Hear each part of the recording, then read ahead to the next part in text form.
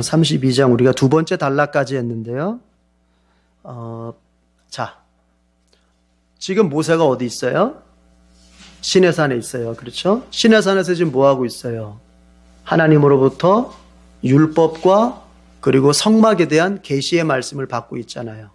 모세가 시내산 위에서 그렇게 하나님의 백성으로 살아가야 될 지침서, 법, 그 율법을 받고 있고, 그리고 하나님께서 이스라엘과 동행하기 위해서 내가 머물 수 있도록 성막을 지어라 하신 다음에 그 성막을 어떻게 지어야 되는지에 대해서 성막의 설계도를 주시는 그런 계시의 말씀을 주시는 그런 시간을 지금 모세와 함께 갖고 계시는 거예요. 어디에서? 시내산에서.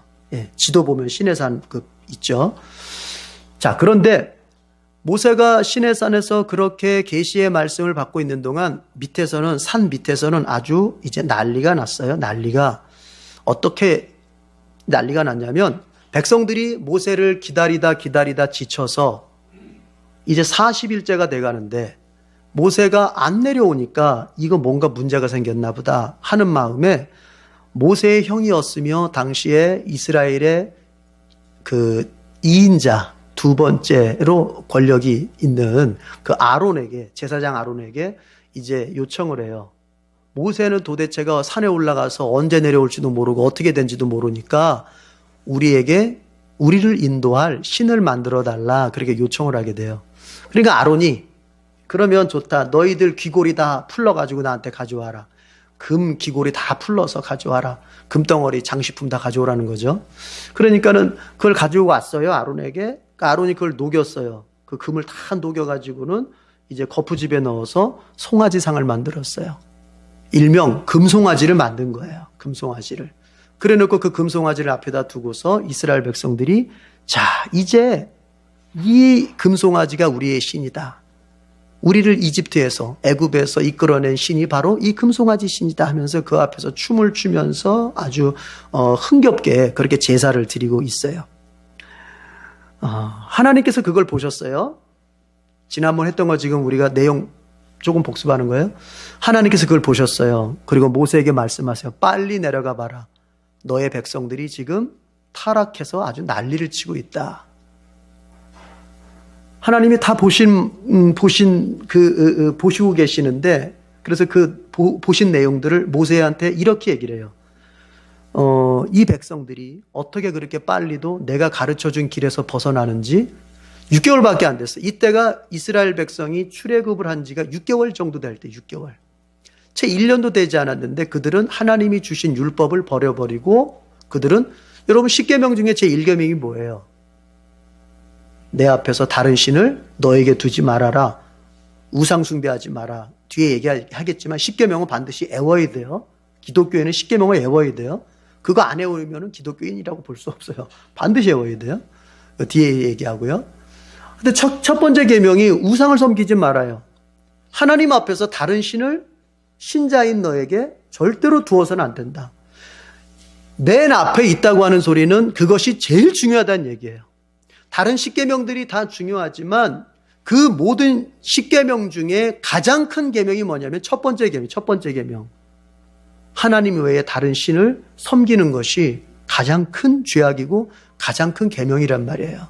왜냐하면 첫 번째 계명, 하나님 외에 다른 신을 섬기면 나머지 2번부터 10번까지는 자동으로 죄를 짓게 돼 있어요. 자동으로. 그러니까 첫 번째 계명이 무너지면 다 무너지는 거예요. 그래서 하나님께서 그걸 말씀하세요.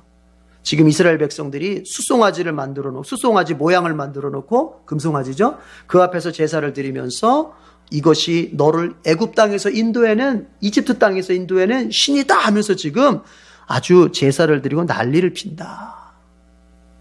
그런데 재밌는 표현이 있어요, 여러분. 9절 한번 보세요. 32장 9절. 같이 한번 읽어볼게요.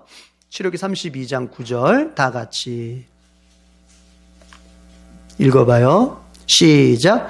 주님께서 다시 말씀하셨다. 나는 이 백성을 살펴보았다. 이 얼마나 고집이 센 백성이냐. 예. 하나님께서 이스라엘 백성들을 지금까지 쭉 살펴보는데, 살펴본 결과 하나님께서 이스라엘 백성들에 대해서 딱 내린 결론이 뭐냐면 참 고집 센 사람들이다. 고집이 센 사람들.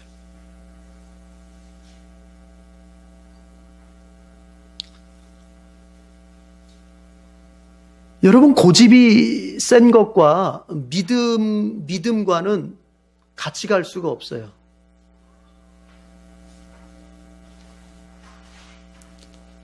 애들 좀 조용히 좀 하라.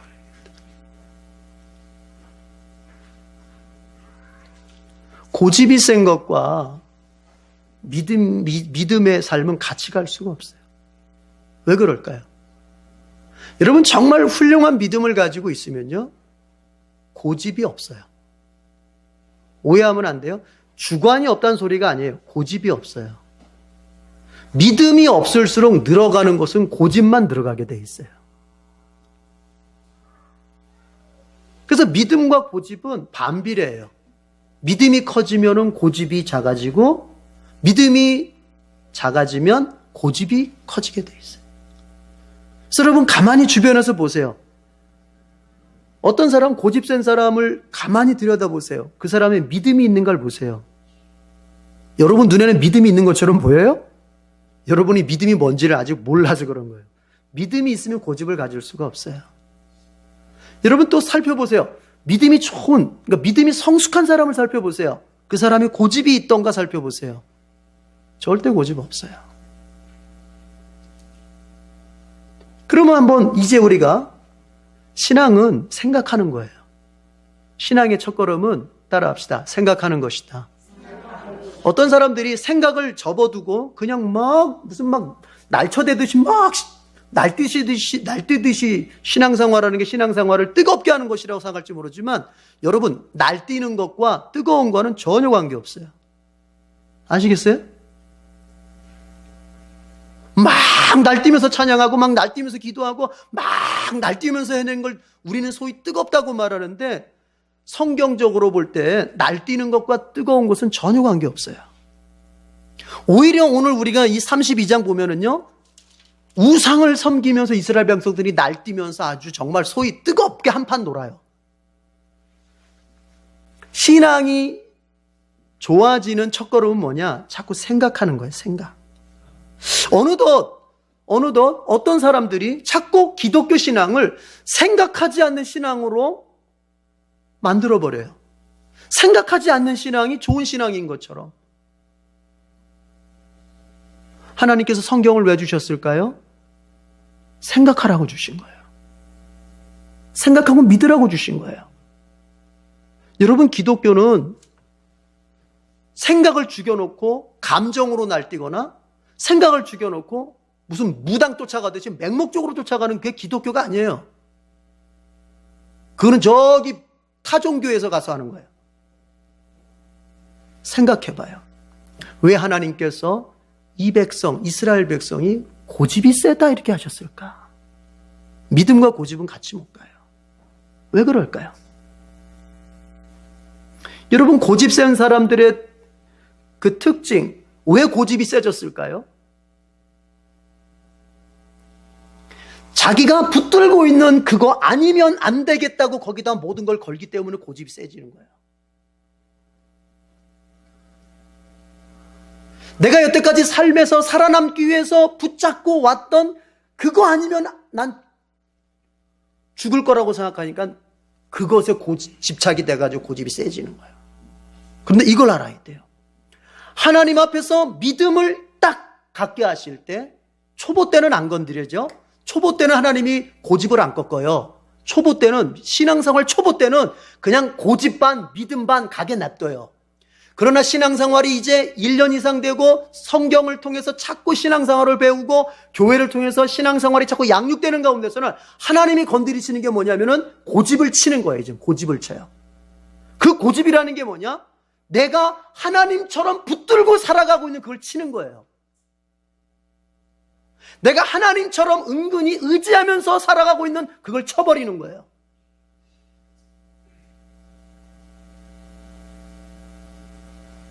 왜? 그게 무너져야 하나님을 진정으로 믿을 수가 있게 되는 거예요. 어떤 고집은 종교적으로 포장이 된 소위 말해서 우리의 신앙으로 포장된 고집도 있어요. 겉으로 볼 때는 신앙인 것 같은데 속은 자기 고집이야.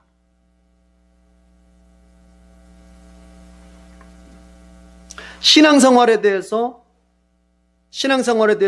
잘 수용하고 한 단계 성장하고, 잘 수용하고 한 단계 성장하고, 이렇게 돼야 되거든요. 신앙생활은. 그렇잖아요. 내가 예수 처음 믿을 때 가졌던 그것 가지고 아직도 내가 그것 가지고 아직도 신앙생활 10년 지나가고 20년 지나가고 30년 지나가고 이런데도 아직도 내가 옛날에 믿었던 그것에 머물러서 이렇게 붙잡고 있는 것도, 그것도 고집이에요. 하나님이 그거를 치세요. 어느 땐간 반드시 쳐요. 저도 그랬어요. 내가 다른 교단의 교회를 다니면서 신앙생활을 배울 때, 이렇게 하는 것이 신앙생활이라고 생각했던 그것을 붙잡고 갈 때 하나님께서 저를 변화시키시는데 정말 내려놓기가 힘들었어요. 왜? 이거 내려놓으면 내가 신앙생활 안 하는 것 같은, 내가 이거 내려놓으면 내가 뭔가 하나님을 잘 섬기지 않는 것 같은 그런 착각이 자꾸 들어요.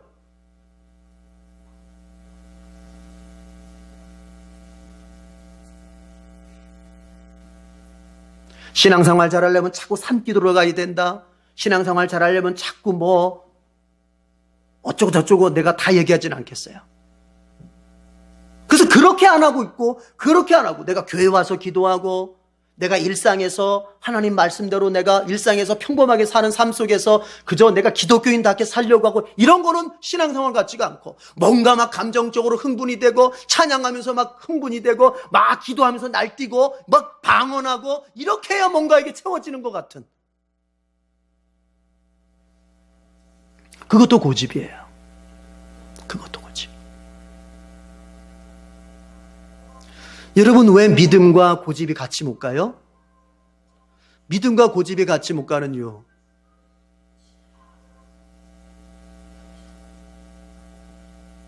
고집은 자기 걸 움켜쥐고 있는 거예요. 자기 거를.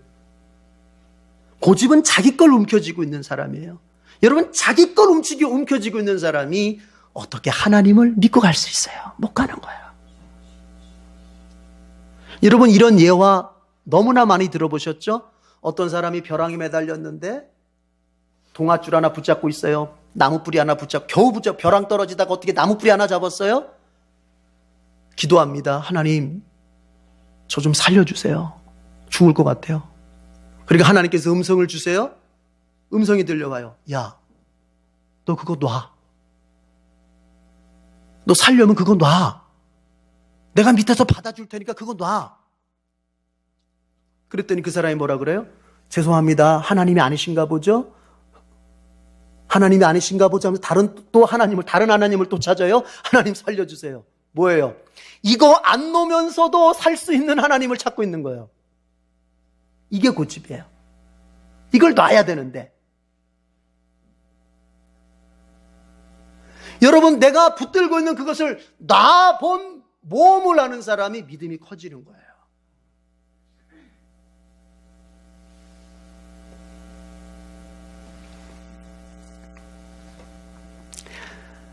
신앙생활이 미숙할 때는 어떻게 하냐면요, 내가 원하는 것도 붙잡고 하나님도 붙잡고 이러면서 저울질하면서 잘 이렇게 저울질하다가 조금 나에게 유리한 쪽이 어디냐, 그러면 이쪽으로 갈까 저쪽으로 갈까 하다가 이제 가는 거예요.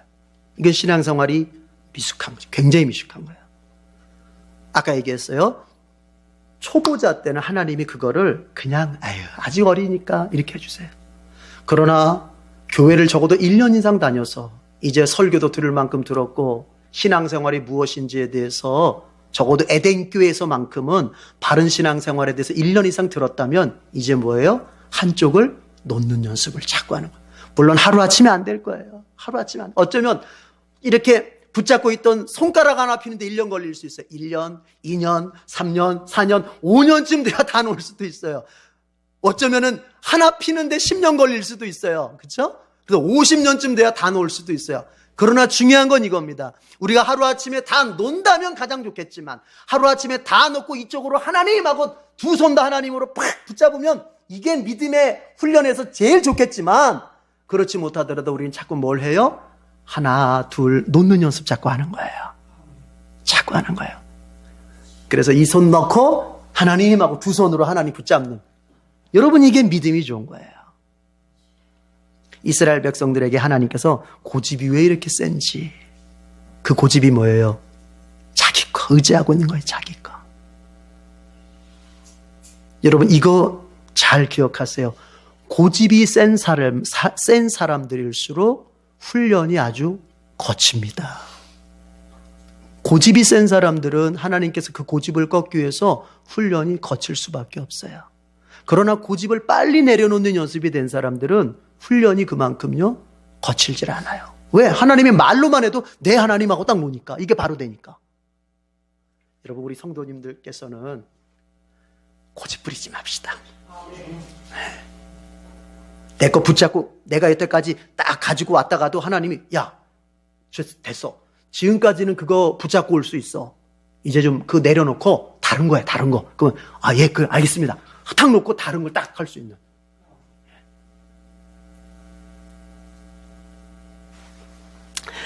하나님께서 모세에게 빨리 내려가 봐라. 빨리 내려가 봐라. 지금 난리가 났다. 그러면서 하나님 이런 말씀하세요.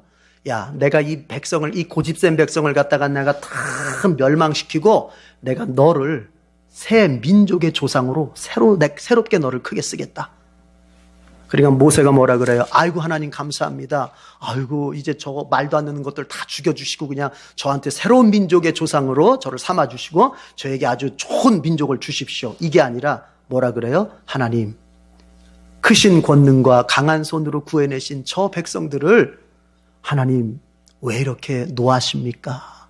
왜 이렇게 화를 내십니까?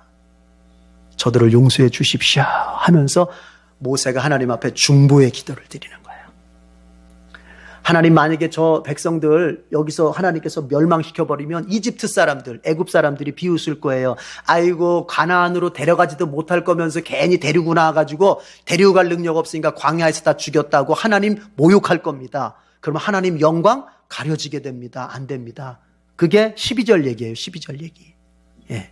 그리고 또 13절에 가서 하나님 옛날에 우리 조상 아브라함과 이삭과 이스라엘이라고 돼 있죠. 야곱이죠 그게. 아브라함과 이삭과 야곱에게 약속하셨잖아요. 내가 너희 자손들 하늘의 별처럼 많게 하고 그리고 땅도 내가 가나안 땅도 내가 너희에게 주겠다. 이렇게 약속하셨잖아요. 이 약속을 기억해 주십시오. 여러분 모세의 기도를 들어봐요. 이게 아니잖아요. 하나님 그렇게 하면요 우리한테 이렇게 손해나요. 우리의 손해를 먼저 보지 않아요. 이렇게 하실 때 하나님 영광이 가려집니다. 믿지 않는 사람들 앞에 하나님의 영광이 가려집니다. 여러분 믿는 자들이 잘 돼야 된다면요 그 이유는 딱 한 가지예요. 한 가지. 뭐예요? 하나님 영광 나타내기 위해서 잘 되는 거예요. 절대로 신자가 내가 잘 먹고 잘 살아서 편한 인생 살겠다 해서 하나님 앞에 잘 되게 해주세요 기도하면 이것도 마찬가지예요. 초신자 때 철딱선이 없을 때는 그래 들어주마 하지만 점점 신앙이 성숙하면서는 야 너는 자꾸 예수 믿으면서 뭐 이렇게 자꾸 편하게만 살려 그러니. 여러분 예수 믿는 사람들은 어떤 사람들이 있냐면요 따라합시다. 편한 것을 포기한 사람들. 이게 자신이 없어요? 이게 자신이 없어 목소리가. 포기하기 싫어요? 다시 한번 합시다. 편한 것을 포기한 사람들. 그럼요.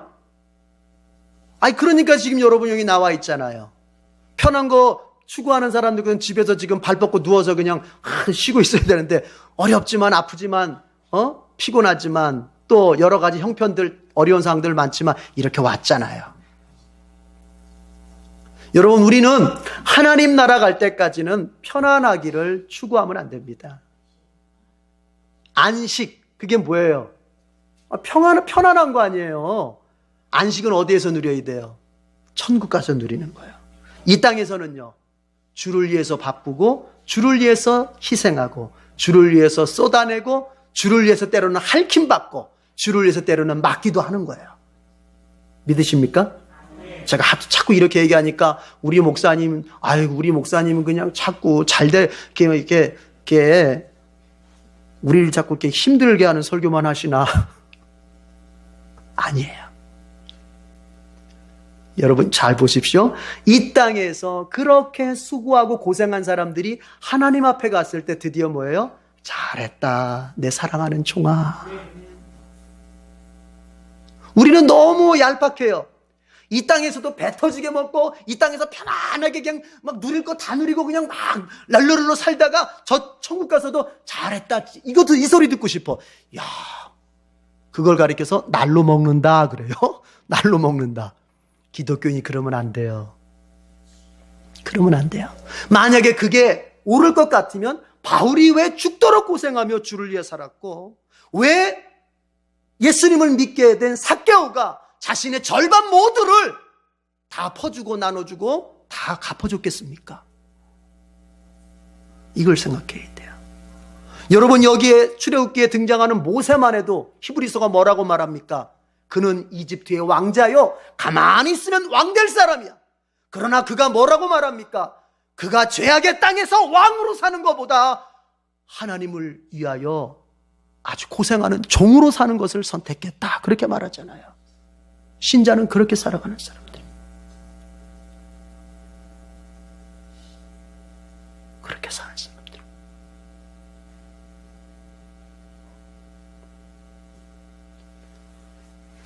그게 헛되지 않다니까요. 그런 사람들이 하나님 앞에 갔을 때 따라합시다. 별과 같이 영원히 빛날 것이다. 그럼요. 열심히 일해서, 자, 그러면, 목사님, 그러면 기독교인들은 다 가난하고 무식하고 그냥 알거지로 살아야 돼요? 아니죠. 그게 아니죠. 그렇게 살자는 게 아니죠. 우리가 돈을 벌 수도 있고, 우리가 높은 자리에 올라갈 수도 있고, 학식이 그만큼 더 쌓일 수도 있습니다. 그러나 그것은 뭐예요? 성실의 결과예요. 하나님 핑계 삼아서 하나님 믿음이라고 하는 부적을 갖다가 딱 붙여놓고 그냥 쉽게 살다 보니까 성공하고, 쉽게 살다 보니까 돈 벌고, 쉽게 도깨비 방망이 몇 번 두들기, 믿음이라고 하는 도깨비 방망이 몇 번 두들기니까 부자가 돼 있고, 이런 게 아니고, 내가 주님 앞에서 고생하고 힘들지만 어쨌든 내가 신자로서 성실하게 살다 보니까 돈도 벌어지고 높은 자리에도 올라가고 내가 성공도 하게 되는 거죠.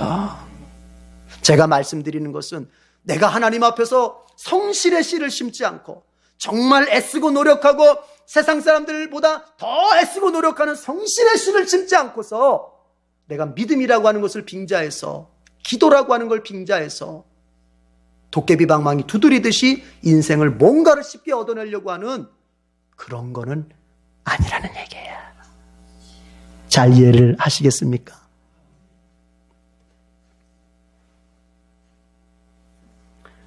하나님의 영광을 모세가 하는 거예요. 하나님, 만약에 하나님께서 이스라엘 백성들을 멸망시켜버리면 저희는 고사하고 하나님의 그 위대하신 명예가 먹칠을 당하게 됩니다. 여러분, 이게 신자예요. 신자는요, 나는 손해볼 망정 하나님의 명예는 높여야 되는 게 신자예요. 이게 거꾸로 되면 안 돼요. 하나님의 명예는 땅에 떨어져도 관계없고 내가 어떤 이익을 취하면 된다. 이거는 신자로서 가질 자세가 아니에요. 바울이 뭐라고 말합니까? 고린도전서에서, 야, 믿는 자들이 믿지 않는 자들 앞에 가서 소송 걸어가지고, 그러니까 교회에서 이렇게 분열이 났어요. 소송이 걸렸어요. 소송이. 서로가 뭔가 갈등이 생겼어요. 근데 교회에서 그걸 갖다 해결하지 못하고 그걸 세상 법정까지 끌고 간 거예요. 세상 법정. 법원에다가 소송 걸어가지고 세상 법정. 그래가지고 믿지 않는 판사 앞에 서가지고 신자들이 서가지고는 어쩌고 저쩌고 재판을 받고 있어요. 바울이 딱 하는 말이에요.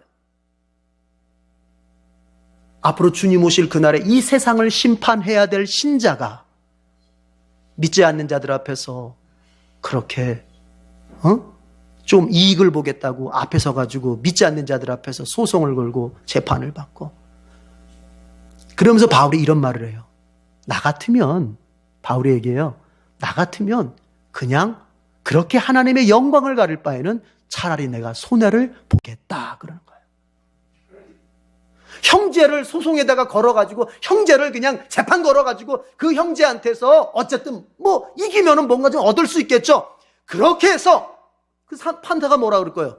아니, 예수 믿는 사람들이라면서 왜 이래? 그러겠어요, 안 그러겠어요? 아니, 맨날 뉴스에서 무슨 교회 얘기만 나오면 예수 믿는 사람들 왜 이렇게 나오는데, 그렇게 하나님의 영광을 가릴 바에는 내가 그냥 물질적인 손해 보겠다 그러는 거예요. 그러니까 바울은 뭘 염두에 두는 겁니까? 뭘 더 우선 생각하는 겁니까? 하나님의 명예를 더 먼저 생각하는 거예요. 교회의 명예를 먼저 생각하는 거예요. 여러분, 기독교인들이 자기보다 강한 사람들 앞에 가서는 따질 수 있어요. 그럴 수 있어요. 나보다 힘 있고 나보다 돈 있고 이런 사람들 앞에 가서 내가 한번 뭐 따져볼 수 있어요. 그러나 나보다 약하고 나보다 가난하고 나보다 못 배웠고 나보다 힘없는 사람들 앞에서는요, 기독교인은 절대로 막 잘난 척하면서 막 논리적으로 탁탁탁탁탁 막 이랬잖아 이렇게 하는 게 아니에요. 기독교인은 잘 따져주는 사람이 기독교인이 아니에요. 믿음이 성숙한 사람은 져주는 사람이 믿음이 성숙한 사람이에요. 왜 그럴까요? 내가 막 따져준다 합시다. 나는 이길지 몰라도, 나는 속이 시원할지 몰라도 이미 하나님의 명예는 어떻게 됐다? 추락한 거예요. 교회의 명예는 추락한 거예요. 에덴교회 명찰을 딱 달고 이 금호동 일대에서, 의정부 일대에서 여러분 어떻게 살아야 돼요? 항상 내 이익보다 누구의 명예? 하나님의 명예. 어디의 명예? 교회의 명예를 먼저 생각할 수 있어야 돼요. 그게 성숙한 신자예요. 예. 모세가 그러잖아요. 하나님 영광 가려주면 안 됩니다. 그리고 하나님이 우리에게 주셨던 약속, 언약, 아브라함, 이삭, 야곱을 통해서 주셨던 언약을 기억해 주십시오. 제일 응답이 빠른 기도는 하나님의 언약을 붙잡고 하는 기도예요. 내가 추측으로 때려잡아가지고 하는 기도가 아니라 이럴 거야 저럴 거야 이렇게 하는 게 아니라 하나님이 나에게 성경을 통해서, 여러분 내 속에서 만들어낸 거 말고 성경을 통해서 나에게 주신 약속을 딱 붙잡고 하는 게, 그게 응답이 확실한 기도예요. 모세는 그거예요. 하나님 아브라함, 이삭, 야곱 통해서 약속 주셨잖아요. 그걸 기억해 주시옵소서.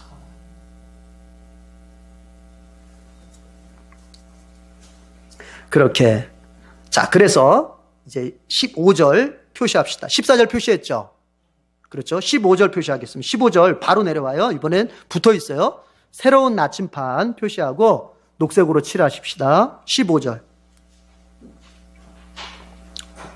지력기 32장 15절 나침판 표시하고 읽어보겠습니다. 나침판 표시는 동그라미 안에다가 세모예요.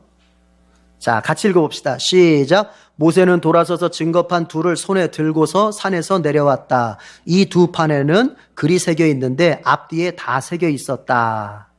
자, 19절 지도 표시하겠습니다. 마저 읽고 설명할게요. 19절 지도 표시. 19절 지도 표시. 자, 노란색 칠하시고 다 같이 읽어보겠습니다. 시작. 모세가 진에 가까이 와서 보니 사람들이 숫송아지 주위를 돌면서 춤을 추고 있었다. 모세는 화가 나서 그는 손에 들고 있는 돌판 2개를 산 아래로 내던져 깨뜨려 버렸다. 자, 이런 얘기입니다. 하나님께서 이제 말씀해 주시면서 빨리 내려가라 그랬잖아요. 모세가 내려올 때 그냥 내려온 게 아니라 하나님으로부터 선물 들고 하나님으로부터 받은 선물 들고 내려와요. 그게 뭐냐면은 하나님의 십계명에 기록된 돌판 2개를 들고 내려오는 거예요. 여러분, 성경의 말씀 중에 유일하게 하나님이 직접 쓰신 말씀이 있어요. 그게 뭔지 아세요? 십계명이에요. 다른 건 하나님께서 사람을 통해서 썼잖아요. 그렇죠? 다른 성경의 모든 내용들은 하나님이 사람을 통해서 성령께서 영감을 주셔가지고 그 사람이 썼단 말이에요. 그러나 우리 성경 중에 십계명 부분만큼은 출애굽기 20장이죠. 십계명만큼은 하나님이 손수 쓰신 거예요. 손수.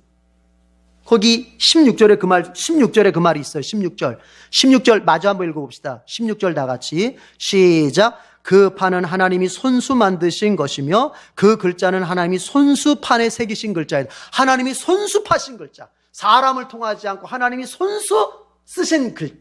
그게 바로 십계명이에요. 십계명. 그래서 아까 얘기하다 말았습니다. 여러분, 십계명 이거 이스라엘 백성들만 지키는 거예요? 우리도 지켜야 되는 거예요? 이거 구약의 백성들만 지켜야 되는 거예요? 우리도 지켜야 되는 거예요? 여러분, 이것은 21세기를 사는, 신약 시대를 사는 우리 그리스도인들도 지켜야 되는 거예요. 왠지 아세요? 여러분, 하나님의 말씀이라고 하는 것은 그때만 유효할까요? 영원히 유효할까요? 그럼 십계명이 영원히 유효하다면, 여전히 그것이 효과가 있고 여전히 그것이 효력이 있다면 오늘 우리에게도 효력이 있을까요? 없을까요? 그래서 지켜야 되는 거예요. 자, 물어볼게요. 속으로 대답하세요. 절대로 겉으로 대답하지 말고 속으로 대답하세요. 십계명 애우죠? 속으로 대답하세요. 애우셔야 돼요. 왜냐하면 십계명은 믿는 사람이 어떻게 살아야 되느냐, 그것에 대해서 총체적으로 보여준다고 그러죠. 아주 굵직하게 보여주는 거예요. 세세하게 보여주는 게 아니라 굵직하게. 그러니까 10개의 계명이 다가 아니에요. 이 10개의 계명에 이제 뒤에 보면 또 이제 뭐랄까요, 더 자세하게 나와. 그게 언약의 책이었잖아요. 언약의 책. 이 10가지 계명을 갖다가 또 풀어서 자세하게 나온단 말이에요. 그러나 이 10가지 계명을 하나님 먼저 기억하라고 딱 주신 거예요. 우리 저번에 다 율법 했죠? 율법 했잖아요. 그렇죠? 종사, 폭배 다 했잖아요. 그게 바로 십계명 10가지를 갖다가 더 자세하게 나누신 거 하나님께서. 사례별로.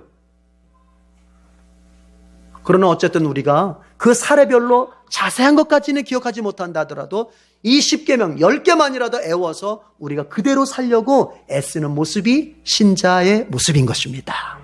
그리고 하나님은 그 십계명을 지켜서 신앙생활, 일상생활을 잘 살아갈 때 하나님께서 약속하신 대로 율법을 지키는 자에게 상급과 복을 주시는 그 약속대로 복을 주시는 거예요. 오해하면 안 돼요. 아, 내가 십계명을 지켰기 때문에 내가 구원받고 내가 율법을 지켰기 때문에 내가 하나님의 은혜를 뜯어낼 수 있다가 아니에요. 이렇게 되면 안 돼요. 그걸 가리켜서 율법주의라고 말하는 거예요. 바리새인들이 욕먹었던 이유는 바로 거기 있었던 거예요. 거꾸로 된 거예요. 내가 율법을 지켜서 하나님으로부터 구원을 받을 수 있다고 생각한 거예요. 바리새인들은. 그러나 그게 아니에요. 내가 이미 구원받았기 때문에 구원받은 백성으로서 하나님의 법을 지키려고 하는 거예요. 이해가 되세요? 네. 여러분 잘 생각해 보세요. 신앙은 생각하는 거라 그랬잖아요. 여러분들이 대한민국의 법을 지켜서 대한민국 사람이 됐습니까? 대한민국의 사람이 되었기 때문에 대한민국 법을 지킵니까? 이해가 되죠? 그런 거예요.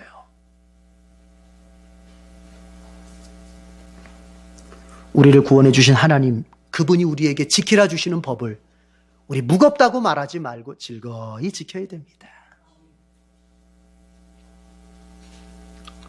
그런데 모세가 그걸 들고 내려오는데요. 한참 내려오다 보니까 막 저 밑에서 소리가 들려요. 그러자 모세의 보좌관이었던 여호수아가 밑에서 지금 무슨 막 소리가 나는데요. 이게 무슨 싸우는 소리가 들립니다. 이런 얘기를 했어요. 그때 모세가 하는 말이 이것은 승전가도 아니고 패전가도 아니고 내가 듣기에는 노래하는 소리다. 모세가 듣기엔 노래하는 소리다.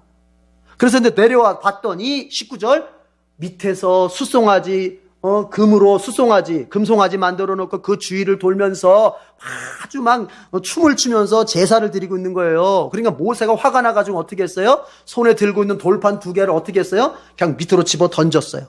여러분 돌판이 던져지면 어떻게 될까요? 깨져버려요. 그래서 깨져버렸어요. 십계명, 하나님이 쓰신 십계명이 깨져버렸어요. 여러분 이거 한번 생각해 봅시다. 왜 모세는 돌판을 들어서 깨버렸을까요? 화가 나세요? 너무 화가 나서 못 참을 것 같아서 그냥 우리도 화나면 옆에 있는 거 뭐 하나 이렇게 찾잖아요. 집어 던질 거. 그런 것처럼 집어 던진 거예요, 그냥. 단순히 그랬다면은 여러분, 그게 모세가 가나안에 들어가지 못해야 될 이유가 바로 이거여야 될 것 같아요. 모세가 왜 가나안에 못 들어갑니까? 모세도 가나안 못 들어가잖아요. 결국에는 왜 못 들어가요? 르비딤에서 하나님께서 이제 이스라엘 백성들이 목마르다 하도 원망하니까 이제 하나님 이 백성이 자꾸 원망을 합니다. 목마르다고. 저보고 뭘 어떻게 하라고 하는 겁니까? 제가 무슨 능력이 있습니까? 그러니까 하나님께서 야 거기 서가지고 말이야 그 바위에다가 명령해라. 물아 솟아라 이렇게 명령을 해라. 그럼 물이 나올 거다. 그랬더니 모세가 바위까지 가긴 갔어요. 근데 거기서 하나님 분명히 명령하라 그랬거든요, 말로. 근데 모세가 열받아가지고는 지팡이로 그 바위덩어리를 막 쳐버렸어요. 내가 무슨 죄가 있어서 너희들한테 이렇게 시달리느냐는 마음으로 막 바위덩이를 쳤어요. 근데 물은 나왔어요. 어쨌든 물은 나와서 이스라엘이 다 마셨어. 근데 하나님께서 거기서 딱 모세에게 하시는 말씀이 너 이것 때문에 가나안 못 들어간다. 내가 분명히 너한테 말로만 하라 그랬는데 네가 화를 내면서 지팡이로 바위를 쳤자니 너 내 영광을 가렸다. 내 거룩함을 나타내지 않았다. 너는 이제 가나안 못 들어가. 그것 때문에 못 들어가요. 모세 참 안 된 사람이죠. 평생을 주를 위해 살았는데 그 때문에 못 들어가요. 그런데 보세요. 여러분 바위 덩어리 돌로 지팡이로 쳐서 깨트린 거하고 십계명을 내던져서 깨트린 거하고 죄로 보면 어느 게 더 클 것 같아요? 제가 생각할 때 십계명 깬 게 더 클 것 같은데 근데 하나님께서 너 십계명 깼지 너 가나안 못 들어가 이렇게 말씀하시지 않으셨어요. 이상하지 않아요? 저만 이상한가요? 죄의 가중으로 보자면은 어느 쪽이 더 무거운 거로 보자면 십계명을 깬 게 훨씬 더 무거울 것 같은데 하나님께서 그것 가지고 너 가나안 못 들어가 이렇게 말씀하시지 않았어요. 그럼 모세가 여기서 십계명을 깬 건 뭐냐? 여러분 백성들을 살리기 위해서 깨는 거예요. 이게.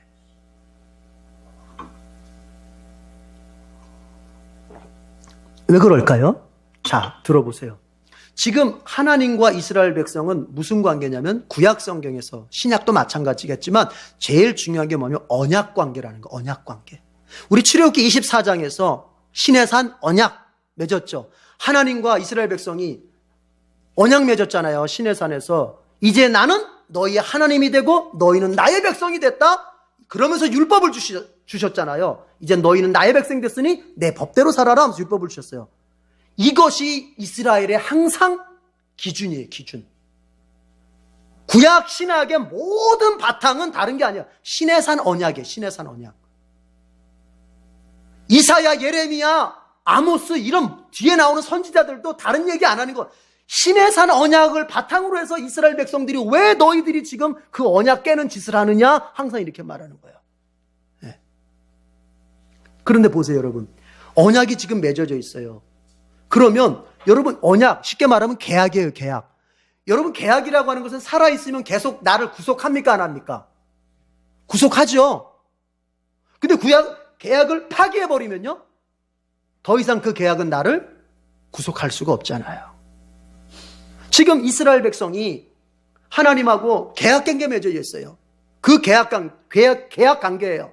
그 계약 관계 첫 번째가 뭐냐면 절대로 여호와 하나님 외에는 다른 신을 섬기지 않겠습니다. 계약 첫 번째 조항이 첫 번째 조항. 두 번째는 그냥 첫 번째부터 어겼어. 계약 조건. 계약 위반했어요. 여러분 하나님과 계약 위반은 뭐예요? 죽음이에요. 죽음. 하나님과 계약 위반은 죽음이에요.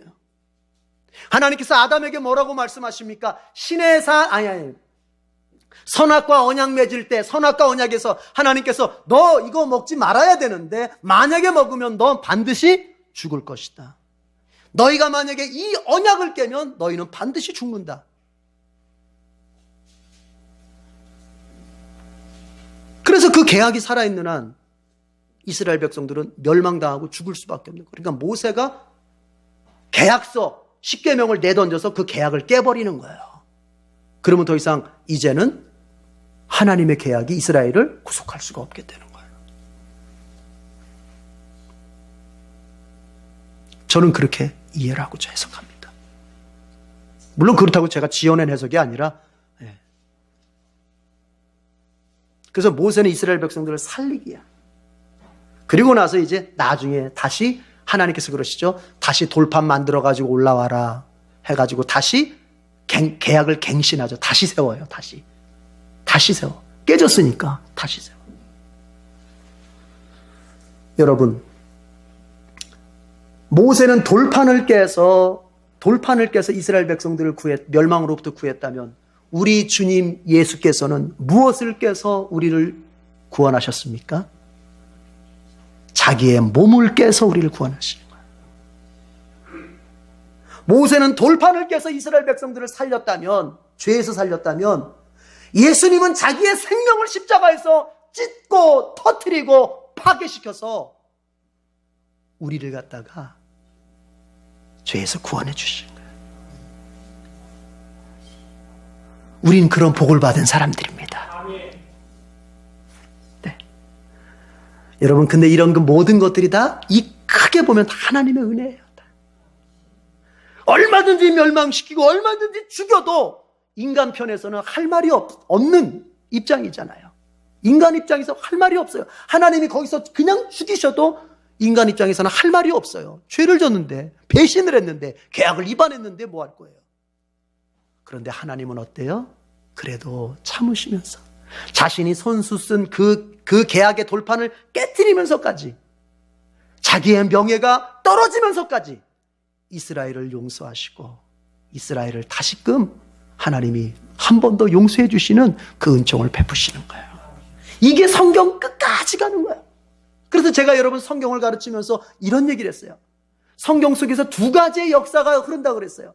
하나는 인간 편에서 보자면은 끊임없이 하나님을 반역하는 역사가 흐르고, 하나님 편에서 보자면 끊임없이 하나님은 용서하시는 역사, 이것이 성경에서 보여주는 두 가지 역사라고 그랬어요. 아담에서부터 쫙 신약 요한계시록까지 끊임없이 용서하시며 그 자비를 거두시지 않는 우리 하나님의 모습.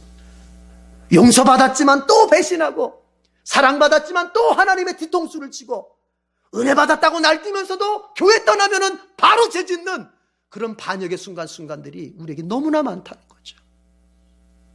그래도 하나님은 그리스도 안에서 다 용서하시고 덮어가시는 거예요. 자, 27절, 28절 지도 표시하겠습니다.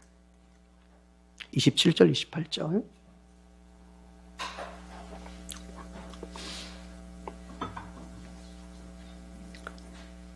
네 번째 단락 27절, 28절.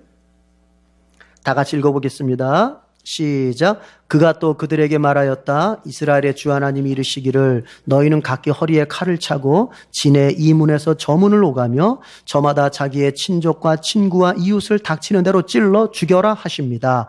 레위 자손이 모세의 말대로 하니 바로 그날 백성 가운데서 어림잡아 3,000명쯤 죽었다. 여러분, 무시무시한 얘기가 나와요. 이제 모세가 이제 돌판까지 내던지고 뛰어들었잖아요. 그래가지고는 그 금송아지 다, 그게 사실은 금 덩어리가 아니라 나무로 만든 거에다가 금을 입힌 거거든요. 그러니까 다 긁어가지고는 그걸 막 빻아가지고요, 가루를 만들어요. 가루를 만든 다음에 이스라엘 백성들한테 다 마시라 그래요. 물에 타서 다 마시라 그래요.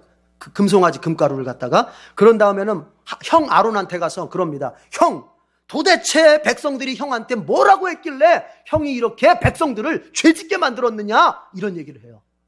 제사장이잖아요. 그러니까 아론이 뭐라 그러냐면요, 아이고 동생 화내지 마세요. 동생 알잖아요. 이 사람들이 얼마나 악한 사람들이 알잖아요. 누구 핑계대요? 백성들 핑계대는 거예요. 네, 백성들 핑계대는 거예요. 여러분, 지도자라고 하는 게요, 이게 정말 두려움이 가득하면 지도자가 못 되는 거예요. 여러분, 아론이 왜 그랬어요? 왜 아론이 금송아지 만들었어요? 대제사장이라는 사람이 왜 금송아지 만들어? 백성들이 막 떼거리로 몰려와가지고 빨리 우리한테 신 만들어내라고, 안 그러면 당장 죽일 것처럼 하니까 아론이 그냥 겁을 탁 먹고는 대제사장이면서 금송아지 만들었던 거 아닙니까? 그래서 백성들이 죄를 짓도록 방치해버리는 거예요.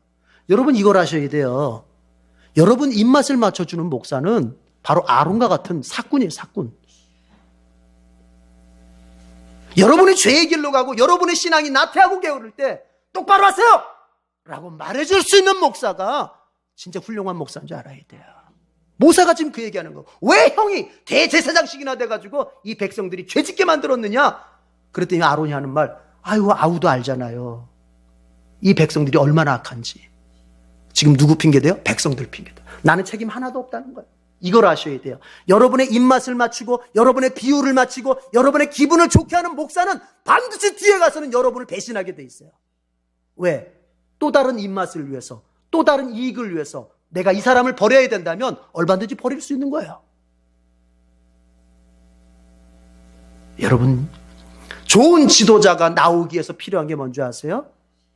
좋은 지도자를 분별할 수 있는 평신도들의 눈이에요. 어떤 목사가 좋은 목사일까? 어떤 교회가 좋은 교회일까? 이거를 분별할 수 있어야 돼요. 마틴 루터가 종교개혁을 하면서 여러분 왜 라틴어 성경을 갖다가 독일어로 번역해가지고 자국민들한테 읽혔을까요? 당시에는 성경이 없었어요. 라틴어. 그래서 성직자들만. 라틴어라고 하면 오늘날로 말하자면 아주 어려운 한문과 같은 거예요. 한문. 그래서 일반 평민들이 어떻게 알아요, 그거를? 성경을 몰라요. 성경을 모르니까 사제들이 그냥 이렇게 말하면 이렇게 믿고 저렇게 말하면 저렇게 믿고 사기치면 사기당하고 이렇게 되는 거예요. 근데 루터가 그것을 자기 독일 사람이니까 독일어로 번역을 해서 다 읽혔어요. 이유가 뭐겠어요? 눈을 뜨라는 거예요. 눈을 떠서 어떤 종교가 참 종교고 어떤 기독교가, 쉽게 말하면 구교가 참 기독교인지 개신교, 프로테스탄트, 지금 일어나고 있는 종교개혁하고 있는 개신교가 참 종교인지 구분하라는 거예요. 저 사람이 진짜 맞는 지도자인지 이 사람이 진짜 맞는 지도자인지 분별하라는 거예요. 이제 한번 물어보겠습니다. 여러분은 좋은 목사, 좋은 교회의 기준이 어디입니까? 무엇입니까?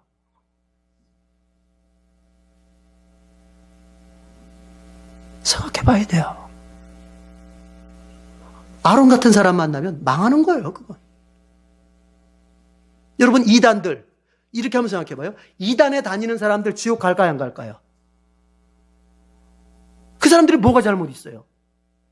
이단 잘못 만나가지고 정말 열심히 예수 믿는 건 줄 알고 열심히 믿었어요. 근데 지옥 가요, 그 사람들 다. 다 지옥 갑니다. 야, 너는 몰랐었지 그때. 네가 알았으면 안 그랬을 텐데. 이렇게 하나님 봐주시라. 다 지옥 갑니다.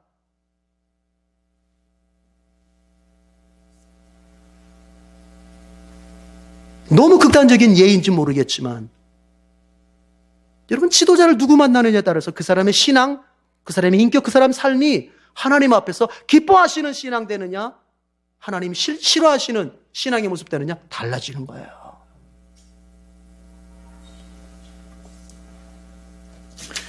그런데 이 모세가 그래요. 자, 이제 하나님 편에 서는 사람들은 나한테 오라. 그랬더니 이제 하나님 편에 서는 사람들이 이쪽으로 갔어요. 그 중에 상당수가 레위 지파가 있었던 것 같아요. 그러니까 모세가 두 번째 명령을 내립니다. 이게 하나님의 명령이다. 하나님의 명령. 칼을 뽑아서 다니면서 하나님 편에 서지 않은 저 사람들 다 죽여라. 그런데 문제는 뭐냐? 그 죽여야 할 대상 중에 아들이 있고 아버지가 있고 딸이 있고 엄마가 있고 형제가 있어요. 그래도 뭐하라? 죽여라. 그 얘기예요. 아까 우리가 읽었던 부분이. 칼을 차고 다니며 이쪽에서 저쪽까지 뭐라고 말합니까? 자기의 친족과 친구와 이웃을 닥치는 대로 찔러 죽여라. 그렇게 얘기하잖아요. 27절 끝에. 하나님 편에 서지 않은. 그게 몇 명쯤 되더라? 3,000명쯤 되더라. 끝까지 회개하지 않은 3,000명은 다 죽었다는 거예요. 거기에는 내 아버지도 있었고 내 자식도 있었고 거긴 내 형제들이 있을 수도 있어요. 여러분, 이건 뭘 의미합니까? 이거는 회개를 말하는 거예요. 자, 이제 이거 마무리하고 제가 마치겠습니다. 여러분, 회개는 말로 때우는 게 아니에요. 회개는 죄를 나열하는 게 아니에요. 하나님, 나 이런 죄 졌어요. 이런 죄 졌어요. 하나님이 몰라서 지금 나열해 드리는 거예요? 내가 지은 죄 모를까 봐서, 내가 하도 숨어서 져가지고 하나님 못 봤을까 봐 하나님 제가 이런 죄 졌어요. 회개는 그게 아니에요. 여러분, 회개는 정말 고통스러운 겁니다. 어느 정도로 고통스러워? 내 부모를 찔러 죽이는 것만큼 고통스러운 거예요. 내 형제를 내가 칼로 찔러 죽이는 것만큼 고통스러운 거예요. 여러분, 하나님이 기뻐하시지 않는다고 생각하는 그 어떤 죄악을 한번 잘라내는 것이 얼마나 고통스러운지 경험해 보셨습니까? 내가 예수를 잘 몰랐을 때, 성경을 잘 몰랐을 때, 정말 신앙생활 한다고 하는 것이 무엇인지 잘 몰랐을 때는 그냥 뭐 내가 잘하는 줄 알고 그냥 막 다녔지만, 어느 순간 말씀이 들어오고 어느 순간 교회의 가르침이 자꾸 내게 이해가 되면서부터 이제 나의 이 부분이 하나님 앞에서 죄구나. 내가 이거 은근히 누리고 있는 이것이 하나님 앞에서 잘려나가야 될, 칼로 도려내줘야 될 죄구나 라는 걸 알았을 때, 이제 그것을 도려내기 위해서 몸부림친 그 기억이 있습니까, 여러분? 그걸 말하는 거야, 그거를. 죄를 회개한다고 하는 것은 낭만적인 게 아니에요. 그것은 정말 감당할 수 없는 몸부림이에요, 몸부림. 말 몇 마디 한다고 이게 되는 게 아니에요. 물론 우리가 하나님 앞에서 죄를 고백하고 하나님 정말 용서해달라고 말로 먼저 고백합니다. 그러나 그것이 회개였다고 생각하면 큰 오산입니다. 그거는 회개의 첫 단추. 이제 여러분, 두 번째 단추는 뭐냐? 주님의 용서를 바라보는 거예요. 만일 우리가 우리 죄를 자백하면 저는 미쁘시고 오로사 우리 죄를 사하시며 모든 불의에서 우리를 깨끗하게 하실 것이다. 요한 1서 9장의 말씀. 우리가 고백하면 주님은 들으시고 다 용서해 주세요. 그 용서하시는 주님을 바라봐야 돼요. 이게 회개의 두 번째 단추. 그러니까 고백만 하고 주님 안 바라보면 안 돼요. 주님, 용서하는 주님 바라봐야 돼요. 근데 그것이 끝이 아니에요. 세 번째 단추.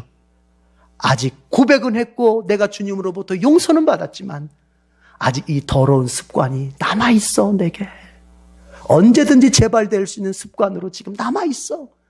그러면 이제 세 번째 단추는 뭐예요? 삶에서 이것을 도려내려고 몸부림을 치는 거예요. 그게 회개예요. 자기의 가족을 죽일 때 고통이 얼마나 심했겠습니까? 아무리 죄인이라도 그 보는 앞에서 칼로 찌를 때의 심정을 아시겠습니까? 회개는 그런 심정을 하는 거예요.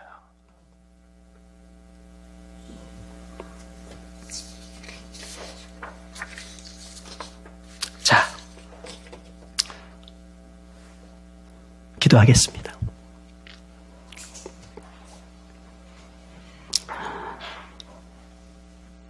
하나님 아버지, 우리 모두 하나님의 백성 되어서 그리스도 안에서 하나님과 귀한 언약을 맺은 사람들입니다. 우리가 그리스도를 영접할 때 이제부터 나의 인생, 나의 남은 삶은 나를 위한 삶을 살지 않고 나의 하나님을 위한 삶을 살겠다고 고백했습니다. 이제 그 계약을 내가 지켜갈 때 하나님은 또 하나님 노릇을, 나의 하나님의 역할을 충실하게 해주시마 약속하셨습니다. 그런데 주여, 돌아보면 하나님은 우리에 대하여 하나님의 역할을 너무 성실하게 해주셨는데 우리는 주님 앞에서 신자의 역할을 제대로 감당하지 못할 때가 참 많았습니다. 주님, 그렇지만 우리를 포기하시지 않은 주님의 자비하심에 기대서 다시 한번 주님께 간구합니다.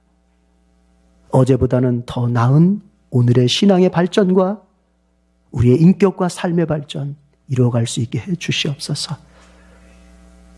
부지런히 주님의 모습으로 변화되고자 우리가 삶에서 애쓸 때 우리가 지치고 넘어지거든 다시 일으켜 갈 수 있도록 새 힘을 주시고, 내 한계의 끝을 보면서 예수 믿는 거 포기하고 싶은 마음이 굴뚝 같을 때에도 하나님, 우리가 여전히 인내하며 버티며 그 믿음의 길 끝까지 갈 수 있도록 인도하여 주시옵소서. 주여, 추석 명절을 보내고 있습니다. 우리 온 교우들 지금 고향을 방문하여 있습니다. 그들의 돌아오는 과정 속에 주님 안정과 기쁨을 더하여 주시고, 또한 이곳에 남아 이제 또 추석을 보내게 될 우리 교우들에게도 하나님 가정 안에 큰 복락을 누릴 수 있도록 은총을 베풀어 주옵소서. 또 방문하여 같이 예배를 드리신 분들에게도 하나님께서 큰 은혜로 함께해 주옵소서. 예수님의 이름으로 기도드립니다. 아멘.